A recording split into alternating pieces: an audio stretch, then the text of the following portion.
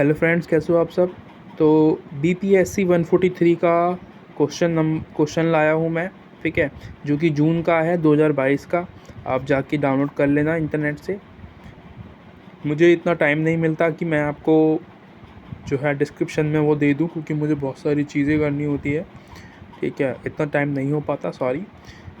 तो देखो, ये वीडियो उन सभी के लिए होने वाली है जिन्होंने पढ़ रखा है और उनके लिए भी जिन्होंने बिल्कुल भी नहीं पढ़ा, ठीक है। तो दोनों के लिए है, दोनों के लिए हेल्पफुल होने वाली है। अगर क्योंकि कुछ हमारे स्टूडेंट्स हैं जो कि पढ़ नहीं पाते, ऑफिस जाते हैं, काम करते हैं, ठीक है, थक जाते हैं, तो शायद उनसे हो नहीं पाता, वो पढ़ नहीं पाते, तो उनके लिए भी ये वीडियो होने वाली है। मैं एक्सप्लेन भी करता रहूँगा साथ साथ में, ठीक है। ये देख तो रहे हो आप कि क्वेश्चन आंसर लिखे हुए हैं, पर उनको मैं एक्सप्लेन करूँगा ताकि आपको ईजिली समझ में आ जाए, ठीक है। चलो चलते हैं, फिर स्टार्ट करते हैं। तो सबसे पहला क्वेश्चन आपके सामने है, भारत में राज्य की राजनीति के अध्ययन के विभिन्न दृष्टिकोण के बारे में बताना है हमें। यानी कि जब हम भारत की राजनीति जो है उसके बारे में जब हम स्टडी करते हैं तो उसके लिए अलग अलग विचार हैं, ठीक है, उसको पढ़ने के। तो वो क्या विचार है उनके बारे में हम यहाँ पे पढ़ने वाले हैं। तो लेकिन उससे पहले राज्य की राजनीति क्या होती है इसके बारे में जानना ज़्यादा ज़रूरी है हमारा। तो देखो, 1950 की राजनीति के विषय में जानकारी मिलती है इससे हमें, ठीक है। यानी कि जब स्टार्ट हुआ था, जब राजनीति हमारे देश में इंटर हुई थी, जब हमारा संविधान बना था बेसिकली, तब की बात है ये, ठीक है। तो अप्रॉक्स हम 1950 लेके चलते हैं यहाँ पे। इसमें मुद्दे या विषय जो होते हैं वो केंद्र या फिर राज्य के संबंधी होते हैं, ठीक है। हम यहाँ पे जो हम विषय या फिर टॉपिक्स की बात करते हैं तो वो होंगे राज्य के या फिर केंद्र के, ठीक है, दोनों के होते हैं। इसी के अंदर पूरी बुक के अंदर बता रहा हूँ मैं, ये जो पूरी बुक का है, क्योंकि बुक का नाम ही है भारत में राज्य की राजनीति, ठीक है। तो पूरी बुक के बारे में बता रहा हूँ जो बुक के अंदर हम पढ़ने वाले हैं। स्वतंत्रता के बाद ये एक विशेष विषय के रूप में सामने आया है। क्या सामने आया है? राज्य की राजनीति, ठीक है। हो गया, इतना समझ में आया होगा कि हम क्या पढ़ने वाले हैं, कि हम पढ़ने वाले हैं दोनों के बारे में, यानी कि राज्य के बारे में और केंद्र के बारे में, ठीक है। संघ और राज्य, इन दोनों के बारे में पढ़ने वाले हैं, और उसकी राजनीति जो है हमारे भारत में 1950 से जो शुरुआत हुआ है उसके बारे में हमने यहाँ पे पढ़ना है। और दृष्टिकोण, इससे स्टार्ट करते हैं। हमारा जो यहाँ पे है, ये आपको जो आंसर है ना इसी तरीके से लिखना है, पर कुछ जो मैंने एक्सप्लेन नहीं कर रखा है, जैसे कि आप राज्य की राजनीति का अर्थ देख रहे थे वहाँ पे, ये आपको एक्सप्लेन करके लिखना होगा ताकि ज़्यादा हो जाए, ठीक है। चलिए, उसके बाद पहला आप टॉपिक देख रहे हो दृष्टिकोण के अंदर, व्यवस्थित दृष्टिकोण। तो इस दृष्टिकोण का प्रयोग राज्य की राजनीति को समझने में किया जाता है, ठीक है जी। तो राज्य की राजनीति को समझने के लिए हम बेसिकली इन दृष्टिकोणों का यूज़ करते हैं, ठीक है। व्यवस्थित दृष्टिकोण है पहला दृष्टिकोण हमारा, क्या है? व्यवस्थित दृष्टिकोण। इसके अंदर हम क्या करते हैं, राज्य की जो राजनीति होती है उसको समझते हैं कि कैसे काम करती है, उसमें क्या क्या चीज़ें होती हैं, ठीक है, कैसे काम करती है। तो विशेषता लचीली होती है राज्य की राजनीति, ठीक है, क्योंकि जिसमें जो संविधान होता है हमारे भारत की बात करें तो लचीला है, ठीक है। उसमें उसके साथ तालमेल बनाना आसान हो जाता है। इस दृष्टिकोण के साथ जो भी हम चलते हैं, जो व्यक्ति है, जो विद्वान जो यूज़ करते हैं ना इस दृष्टिकोण का किसी देश की राजनीति को समझने के लिए, ठीक है, तो वो व्यवस्थित दृष्टिकोण वाले वो विद्वान होते हैं जो कि इसका यूज़ करते हैं, जो कि लचीले होते हैं, ठीक है। वो हर तरीके से सोच पाते हैं, कंपैरिजन भी कर लेते हैं, वो हर चीज़ से देखते हैं कि वो जो राज्य है वो मतलब कि इकोनॉमिकली कैसा है, सामाजिकली जो है, सामाजिकली कह रहा हूँ, सोसाइटी कैसी है वहाँ पे उस राज्य में, लोग कैसे हैं, धर्म क्या है, वगैरह वगैरह, ठीक है। उन सब के बारे में यहाँ पे अध्ययन किया जाता है। राजनीति दल को समझने में ये सहायता होता है, ठीक है, सहायकता मतलब या हेल्प करता है। जाति, धर्म और भाषा समझने की कोशिश करता है, जो मैंने बताया अभी आपको, जाति, धर्म और भाषा सभी राज्य के अंदर होती है, हमारे भारत में तो बहुत ज़्यादा है, ठीक है। दबाव समूह है या नहीं ये देखता है। इसके महत्वपूर्ण मुद्दे हैं जाति और धर्म, ठीक है। तो दो चीज़ों पे ये काम करता है, जाति पे और धर्म पे। वीडियो लंबी हो जाएगी, ठीक है, तो अगर आप फास्ट फॉरवर्ड करके देखना चाहो तो देख सकते हो, या फिर आप आगे करके स्क्रीनशॉट लेके देख लो, अगर भाई समझ में आ जाए आपको तो, ठीक है, आपकी मर्ज़ी है। मार्क्सवादी दृष्टिकोण, यह दृष्टिकोण राजनीति का अध्ययन सामाजिक संबंध का वर्गीय और उत्पाद की शक्ति के आधार पर करता है। इसका मतलब क्या है? यानी कि ये जो आप विचार देख रहे हो ना, दृष्टिकोण देख रहे हो, मार्क्सवादी दृष्टिकोण, ये किसी राज्य को कैसे पढ़ता है, उसके सामाजिक, वर्गिक और उत्पाद की चलते पढ़ता है। उसको समझता है कि उस राज्य में समाज जो है कैसा है, वर्ग कैसे हैं, और जो उसमें जो मतलब कि उत्पाद, मतलब जो चीज़ें बनती हैं उस राज्य के अंदर, उत्पाद यानी कि चीज़ें, जैसे कि हमारे यहाँ तो खेती ज़्यादा होती है, तो हमारे यहाँ उत्पाद क्या होता है, गेहूँ, चावल, ये सब, दाल। ठीक है जी। अंतर्राष्ट्रीय संस्था, अंतर्राष्ट्रीय संस्था मतलब IMF और WF, इनका मानना है कि ये जो अंतर्राष्ट्रीय संस्था है, ये किसी देश, जो छोटे देश होते हैं ना, उन पे ये अपना कब्ज़ा जमाने की कोशिश करते हैं, उन पे ये अपनी जो पॉलिसीज़ होती हैं वो थोपते हैं। ठीक है, क्योंकि ये इंटरनेशनल संस्थाएं हैं। ठीक है, अंतर्राष्ट्रीय संस्थाएं हैं, यानी कि इंटरनेशनल मनी फंड, ठीक है, IMF की फुल फॉर्म, WB की वर्ल्ड बैंक। ठीक है, तो अगर इनसे कोई कर्ज़ ले लेता है तो ये उस पर अपना जो पॉलिसीज़ होती है वो थोपते हैं ज़बरदस्ती। ठीक है, उनसे कुछ ना कुछ, मतलब ये कहते हैं कि अपने देश में पूंजीवाद लाओ। अगर वो नहीं चाहते हैं तब भी ये लोग उसके लिए फ़ोर्स करते हैं उनको। आगे चलते हैं, तीसरा पॉइंट, शास्त्रीय मार्क्सवादी दृष्टिकोण के बारे में बता देता हूँ मैं। तो व्यवस्थित दृष्टिकोण की तरह ही होता है ये भी। ठीक है, इसमें राष्ट्रीय और राज्य स्तर के जो अध्ययन के लिए किया जाता है ये। ठीक है, दोनों का जो हम पढ़ रहे हैं उसी के बारे में ये होता है। इसका प्रयोग होता है कृषि का आंदोलन, ठीक है, कृषि संबंधों, कृषि भूमि सुधार और भौगोलिक संघ के आंदोलन के लिए। इसका मतलब क्या है, ये जो शास्त्रीय मार्क्सवादी दृष्टिकोण है, ये क्या देखते हैं कि किसी देश में जो आंदोलन है वो कैसे होते हैं। ठीक है, कृषि संबंधों से आंदोलन होते हैं या फिर भूमि से संबंधित आंदोलन होते हैं। ठीक है, उनको देखने के लिए ये विचार लोग, जो मतलब विद्वान होते हैं, वो इस तरीके से किसी राज्य को समझते हैं कि वहाँ पे आंदोलन होते हैं या नहीं होते हैं। होते तो किस तरीके के आंदोलन होते हैं, कृषि से आधारित होते हैं, भूमि से होते हैं, या फिर जो संघ होता है ना, एम्प्लॉयज़ होते हैं, वो वहाँ पे आंदोलन करते हैं। तो उससे उस राज्य की जो स्थिति है वो पता चलती है उन लोगों को। ठीक है, शास्त्रीय मार्क्सवादी जो दृष्टिकोण वाले लोग होते हैं उनको। चौथा है आपका नव मार्क्सवादी दृष्टिकोण। इसमें क्या है, ये विचार गैर आर्थिक कारकों पर जोर देता है, यानी कि इसे मतलब नहीं है उस राज्य की जो आर्थिक स्थिति है वो कैसी है। इसको किस चीज़ से मतलब है, इसको मतलब है वहाँ की संस्कृति से।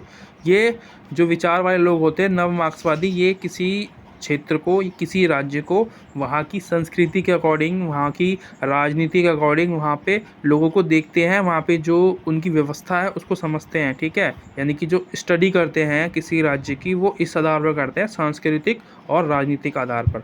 ठीक है, उसके अलावा पांचवा देखो आप, उत्तर आधुनिक दृष्टिकोण। ये क्या है, ये एक वैकल्पिक दृष्टिकोण है, यानी कि इसको एक इंस्टीड के रूप में, या फिर एक मतलब एक उसके अलावा होता है ना, जैसे कि इसके अलावा ये नहीं हुआ तो ये करूँगा मैं, तो उसकी जगह पे इसको हम यूज़ करते हैं, या विद्वान यूज़ करते हैं, हम नहीं यूज़ करते। तो ये विकल्प के रूप में यूज़ होता है। जिन लोगों को उन जो भी हम अभी तक पढ़ते हुए आ रहे हैं ना, वो उनको नहीं मानना है, वो लोग इसको मानते हैं। ठीक है, इसमें क्या है, इसे विद्वान विकल्प के रूप में प्रयोग करते हैं, यानी जिन लोगों को किसी व्यक्ति का विचार नहीं मानना, वो लोग इसका यूज़ करते हैं। ठीक है, और इसको हम मॉडर्न जो होता है ना, मॉडर्न एक थिंकिंग होती है, उसके रूप में हम देखते हैं कि जो आज जो समाज है या फिर जो राज्य है वो उसकी मतलब सिचुएशन क्या है, उसके अकॉर्डिंग ये लोग उसको समझते हैं। यानी कि व्यक्ति खुद ही अपने दिमाग में डाल के उन चीज़ों को देखता है अपनी आँखों से, है ना, कोई विचार का यूज़ नहीं करता वो वहाँ पे। ठीक है, तो इसको आधुनिक उत्तर आधुनिक दृष्टिकोण कहते हैं, मॉडर्न थिंकिंग कह लो आप इंग्लिश में। उसके अलावा आप छठा देख रहे हो, संघ निर्माण दृष्टिकोण। बहुत सारे हैं यहाँ पे। ठीक है, अगर आपको इनमें से 5 भी याद आ जाए ना एग्ज़ाम के टाइम पे, तब भी आपका एग्ज़ाम बहुत मस्त जाएगा। ठीक है, पूरे आपके 4 पेज भर जाएंगे अगर 400 वर्ड्स का आएगा तो। ठीक है, संघ निर्माण दृष्टिकोण, इसमें क्या है, समस्याओं के समाधान में प्रयोग किए जाने वाले कुछ विचार है इसमें, जैसे कि नियंत्रण आंदोलन, स्वायत्तता आंदोलन, विद्रोह। ये क्या है, ये नियंत्रण करने के लिए है। ठीक है, कि किंग को नियंत्रण करने के लिए, जो आंदोलन होते हैं किसी राज्य में उनको नियंत्रण करने के लिए इस तरीके के जो विचार होते हैं उनको अपनाया जाता है। ठीक है, समस्याओं के समाधान करने के लिए बेसिकली ये है। ठीक है, संघ निर्माण दृष्टिकोण। संघ को निर्माण किया जाता है और फिर उसको समाधान करता है। मोस्टली ये पंजाब में जो दंगे वगैरह होते हैं, जो चीज़ें दिक्कतें होती हैं वहाँ पे ज़्यादातर इन विचारों को अपनाया जाता है, इसलिए मैंने यहाँ पे लिख भी दिया है पंजाब। अब 7वां आएगा सामाजिक पूंजी दृष्टिकोण। इसमें क्या है, ये दृष्टिकोण नागरिकों के अस्तित्व के बारे में बताता है, यानी कि नागरिक कैसे हैं, उनका अस्तित्व क्या है, उनकी औकात क्या है, इस तरीके से उनको मतलब ये समझने की कोशिश करते हैं उस राज्य को। ठीक है, ये बताता है कि किसी राज्य या राष्ट्र में लोकतंत्र है या नहीं। तो लोकतंत्र है या नहीं, उससे उस राज्य के जो व्यक्ति होते हैं, जो वहाँ पे रहने वाले मतलब कि लोग हैं, उनके बारे में, उनकी जो कंडीशन है उसके बारे में पता चलता है इस दृष्टिकोण से। ठीक है, सामाजिक पूंजी। चुनावों के अध्ययन के लिए दृष्टिकोण होता है अलग अलग। ठीक है, इससे क्या पता चलता है, इससे ये पता चलता है कि किसी राज्य में या किसी देश में, किसी राष्ट्र में मतलब लोकतंत्र है या नहीं। ठीक है, उसको देखने के लिए ये चुनावी जो दृष्टिकोण है उसको यूज़ करते हैं। ठीक है, होप कि पहला क्वेश्चन आपको समझ में आया होगा। दूसरे में चलते हैं, संविधान में उल्लेखित केंद्र राज्यों के बीच शक्ति विभाजन को व्यवस्थित परीक्षण कीजिए। इसमें क्या है, संविधान में उल्लेखित जो केंद्र हैं, जो राज्यों के बीच में जो वित्तीय संबंध है ना, इकोनॉमिकल जो रिलेशनशिप है दोनों के बीच में, उसको बताना है हमें। ठीक है, समझ में आ रहा है? तो स्टार्ट करते हैं पहले। तो देखो, राज्य सूची, केंद्र सूची और समवर्ती सूची आपने सुना होगा अपनी 12वीं क्लास में या 11th में, 10th में ये सब पढ़ा है थोड़ा बहुत, तो आपको थोड़ा बहुत नॉलेज होगा इनके बारे में। जैसे मैंने बोला, आपको थोड़ा बहुत तो याद आया होगा, कुछ ना कुछ इन सूचियों में कुछ तो है। तो हम इन्हीं के बारे में बात करने वाले हैं। इन्हीं सूचियों में इनकी जो ताकत है दोनों की, ठीक है, इन दोनों की जो ताकत है उसके बारे में बताया गया है। केंद्र राज्यों के बीच जो शक्तियाँ हैं उसके बारे में। ठीक है, इसी को हम पढ़ेंगे आगे, सही तरीके से समझने की कोशिश करेंगे। शक्तियों के बारे में हम बात करने वाले, सॉरी, वित्त का जो है वो अगले वाले में है। ठीक है, थोड़ा सा सेम है पर अलग अलग है। ठीक है, तो भूमिका हम नहीं पढ़ेंगे, हम पढ़ेंगे सीधा क्या, केंद्र राज्यों के बीच शक्तियों का विभाजन, दूसरा पॉइंट पढ़ेंगे हम। अब जो भूमिका है उसमें कुछ खास तो है नहीं, वैसे मैंने लिखी तो अच्छी सारी चीज़ें हैं। जैसे भारत संविधान में संघीय राजनीति की स्थापना की गई है। ठीक है, संघीय राजनीति यानी कि दोनों राज्य और केंद्र, इसमें केंद्र और राज्यों के बीच स्पष्ट शक्तियों का जो विभाजन किया गया है संविधान के अनुच्छेद 245 से लेके 255 भाग तक। ठीक है, भाग 11 में राज्य और केंद्र की शक्तियों का विभाजन है, जो कि 3 सूचियों में है, राज्य और केंद्र और समवर्ती सूची। ठीक है, आगे चलेंगे सेकंड पॉइंट पे। विभाजन कैसे होता है, केंद्र में क्या है, केंद्र के पास कुछ शक्तियां हैं, कुछ विषय हैं जिन पे वो अधिकार जमाती है। ठीक है, जिन पे वो अपना कानून बना सकती है अपने अकॉर्डिंग। ठीक है जी, जैसे कि विदेश मामलों में अपना कानून बना सकती है, संचार के बारे में, नागरिक उड्डयन, रेलवे, ठीक है, अंतर्राज्य व्यापार, वाणिज्यिक, बैंकिंग, मुद्रा। ठीक है, और ये कौन सा है, शिक्षा है शायद, बीमा, सॉरी। ठीक है, ये बीमा, और इसके अलावा और सारे टॉपिक्स हैं, सारे नहीं लिख सकता मैं। तो ये सारे टॉपिक्स अगर इतने भी याद आ जाएंगे आपको, तब भी आपका काम बन जाएगा। राज्य सूची में क्या है, राज्य सूची में आपको 61 विषय मिलेंगे। पहले इसमें 66 थे पर कम कर दिए गए हैं। तो इसमें जो विषय हैं वो ये है कि कानून बनाना, ठीक है, राज्य के अंदर व्यवस्था, पुलिस, जेल, कृषि, भू राजस्व, स्थानीय सरकार, ये सारी जो मतलब कि शक्तियां हैं कानून बनाने के ऊपर, वो राज्य सूची के अंदर है। ठीक है, राज्य बना सकती है इन सब पे कानून। समवर्ती सूची में इसमें क्या है, इसमें दोनों ही कानून बना सकते हैं। इसमें हमें 22 विषय मिलते हैं। ठीक है, पहले इसमें 47 थे, 22 कह रहा हूँ, 52 विषय हैं, पहले इसमें 47 थे। ठीक है, अब ज़्यादा कर दिए गए हैं क्योंकि राज्य में बताया था ना मैंने, राज्य में से हटा के इसमें ऐड कर दिए हैं वो। तो उसमें क्या क्या है, जैसे कि शिक्षा, वन विभाग, बिजली, तोला, उत्तराधिकारी, श्रमिक संघ, ये सारे इन सभी टॉपिक्स पे जो समवर्ती सूची के अंदर आते हैं, उन पे राज्य और केंद्र दोनों कानून बना सकती है। ठीक है, अगला आता है हमारा तीसरा क्वेश्चन, केंद्र राज्यों के बीच वित्तीय संबंध, जो मैं वहाँ पे आपको बता रहा था ना वित्तीय संबंधों के बारे में। ये क्वेश्चन बहुत ज़्यादा मुश्किल है। ठीक है, टफ है, मेरे अकॉर्डिंग टफ है, मुझे नहीं पता आपका आपको शायद आसान लग रहा हो, पर मैंने जब मैं इसको पढ़ रहा था तो मुझे थोड़ा टफ लगा, इसको लिखने में भी टफ लगा मुझे, ठीक है। तो इसको हम बात करते हैं, अगर आप इसको पढ़ भी लेना खुद भी, ठीक है, इस वाले टॉपिक को सही से पढ़ना। तो यहाँ पे थोड़ा बहुत प्रस्तावना पढ़ लेते हैं कि भारतीय संविधान के भाग 12 में अनुच्छेद 268 से लेके 293 तक केंद्र और राज्य वित्तीय संबंधों की चर्चा की गई है, ठीक है। इसके अलावा इस विषय में कई दूसरे उपबंध भी हैं। राज्य केंद्र के बीच वित्तीय संसाधनों का वितरण, ठीक है, और राज्यों को वित्तीय संकट से मुक्ति पाने के लिए केंद्र पर निर्भर होना पड़ता है। लेकिन अगर आप एक एग्जांपल लो ना स्विट्ज़रलैंड का, तो वहाँ पे उल्टा है, वहाँ पे केंद्र को निर्भर होना पड़ता है राज्य पे, ठीक है, किसके लिए, वित्त के लिए, पैसों के लिए, क्योंकि वहाँ पे अलग रूल है, अलग संविधान है, ठीक है। दूसरा पॉइंट था हमारा, राज्य केंद्र के बीच संवैधानिक प्रावधान कुछ दिए हुए हैं, उनके बारे में पढ़ लेते हैं। जितना ज़्यादा आसान हो सकता था मैंने लिखने की कोशिश करी है, ठीक है। आप लोग कमेंट करते हो कि यार समझ में नहीं आया, तो मैं अपनी तरफ से पूरी कोशिश करता हूँ कि आसान से आसान तरीक़ा से आपको बताऊँ, ठीक है, पर क्या करूँ, कोई सबको समझ में नहीं आ पाता। तो अनुच्छेद, पहला पॉइंट है हमारा कि अनुच्छेद 275 में ये दिया गया है कि केंद्र राज्य को सहायता दे सकता है, ठीक है। तो ये आप अनुच्छेद याद रखना, जो कि आपको बहुत ज़्यादा हेल्प करेंगे एग्ज़ाम्स पे। अनुच्छेद 280 के तहत राष्ट्रपति को अधिकार दिया गया है कि वो राज्य और केंद्र के बीच टैक्स से संबंधित जो भी कानून है वो बना सकते हैं, ठीक है, वित्तीय संबंधित जो भी कानून है, कर से संबंधित, वो बना सकते हैं। अनुच्छेद 286 से लेके 289 के तहत राज्य, मेरे को हिंदी थोड़ी दिक्कत है यार, ये जो शब्द थे ना पढ़ने में बहुत ज़्यादा दिक्कत होती है, जो काउंटिंग होती है हिंदी में बहुत सारे लोगों को होती है। केंद्र को कुछ वस्तुओं पर कर लगाने का अधिकार नहीं है, ठीक है। तो इन टॉपिक्स पे कुछ वस्तुएं होती हैं, उन पे जो केंद्र या फिर राज्य दोनों में से कोई भी कर नहीं लगा सकती, ठीक है। संविधान द्वारा केंद्र राज्यों के बीच निम्न तरीके से कर शक्तियों का आवंटन किया गया है। आवंटन मतलब बंटवारा किया गया है, जैसे कि संसद के पास कर निर्धारण का अधिकार है, ठीक है, यानी कि टैक्स को वो लगा सकते हैं। संसद मतलब जिसमें केंद्र बैठती है, ठीक है, केंद्र के जो जैसे कि जो लोग होते हैं वो बैठते हैं। राज्य विधानमंडल यानी कि जिसमें राज्य के लोग बैठते हैं, के पास राज्य सूची पर कर निर्धारण का विशेष अधिकार है, ठीक है। यानी कि राज्य में अगर बात करें तो सूची जो है राज्य की, उसमें भी जो राज्य है अपने राज्य के अंदर कर लगा सकता है अपने अकॉर्डिंग, ठीक है, पर वो बहुत ज़्यादा नहीं होनी चाहिए।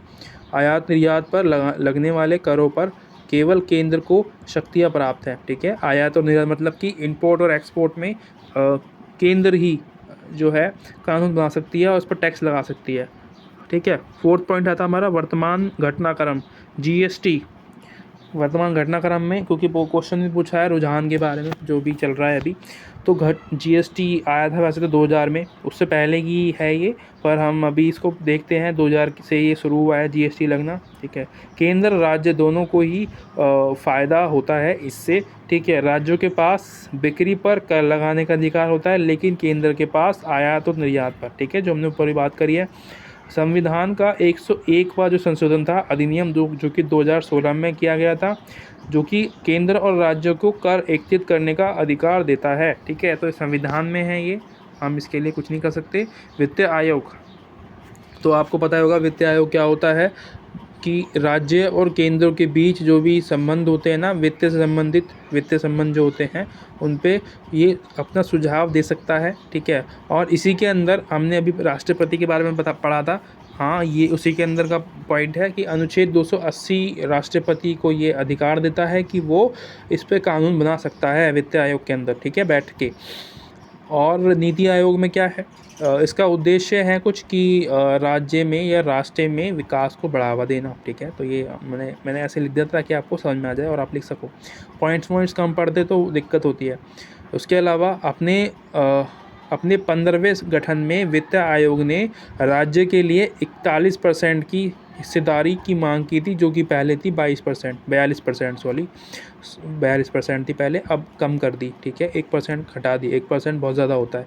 क्या रीज़न था इसके पीछे? रीज़न जो लिखा हुआ 8वें पॉइंट में कि केंद्र की जो हिस्सेदारी बढ़ाने का रीज़न ये है क्योंकि वो जो हटेगा ना 1% वो जाएगा केंद्र को, ठीक है। क्यों? क्योंकि अभी जो नए हमारे प्रदेश आए हैं ना, जैसे जम्मू कश्मीर और लद्दाख, ये तीनों हमारे अंदर आए हैं, भारत के अंदर आए हैं, तो इनके लिए उनको और अनुदान चाहिए और हिस्सेदारी चाहिए केंद्र को, ठीक है, ताकि इनको संभाल सके। अच्छा लगा हो वीडियो तो लाइक सब्सक्राइब कर देना। Thank you so much for watching. मेरे गला बैठ गया है बोल बोल के, ठीक है। मिलते हैं अगली वीडियो में।